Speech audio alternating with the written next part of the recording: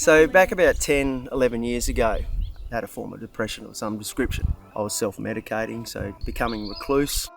So hence I walked up into the Broken Hill Base Hospital and asked for help. Sport called me to swimming. So I moved from the property I was working on originally to a place, a car station where we live now. So it gave me the capacity to travel in to town and swim. My brother, he swam in the Bondi to Bronte and I ran it. I'd seen that and I thought, you know what, I've got to do that. Every opportunity I had to get in the water, I started swimming. Swimming totally transformed my life, really. Mentally, it gave me an out, shutting off everything else that was going on a day-to-day basis. It sort of takes away the normal grind of day-to-day life. It gave me the opportunity to meet different people. I've had some incredible support by the people that I've swum with over the journey now. Understanding what it takes to be good at that sport and what it gives back in spades in regards to fitness. I mean, my body's completely transformed, helped with my lung capacity. The whole deciding to swim the English Channel, that sort of come by accident. I found myself swimming longer distances in the pool. 5Ks wasn't enough, so I had to go 6 and then 8 and then 10 and then 12. My coach, Mike Gregory, he was a great mate. And one day he said, mate, you should have a crack at the channel. And I thought, you know what, let's have a go at it.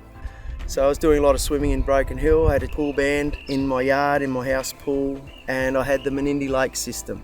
So 2 years into the training, we were pretty right to go, and then finally we got the nod. And I remember standing on the boat thinking, righto, it's game on here. And so started swimming. So the first half of the swim was pretty rough, actually. In the back of my mind, I knew that once I get to that 8-hour mark, I'll be right. You know, I'll only have a handful of hours beyond that. But that wasn't the case. Got to the 12-hour mark. It's the first time I'd seen land. Honestly, I kept swimming. I wanted to go back to the boat. Said, mate, I'm knackered here. He just said, mate, keep going. And I felt my left fingertip hit the sands of France. I'll just never forget that feeling. So I stood up and I walked out. The next moment was just as surreal as hitting France, because Jacinta and my daughter were there. It was like something out of a movie where you haven't seen each other for 10 years and you embrace, and that moment was just something I'll never forget. The most amazing 24 hours of my life.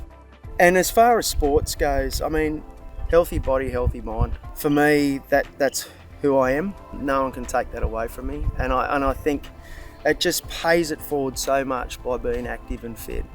It's so important to do. If I wasn't doing sport, you know, God knows where I would have been.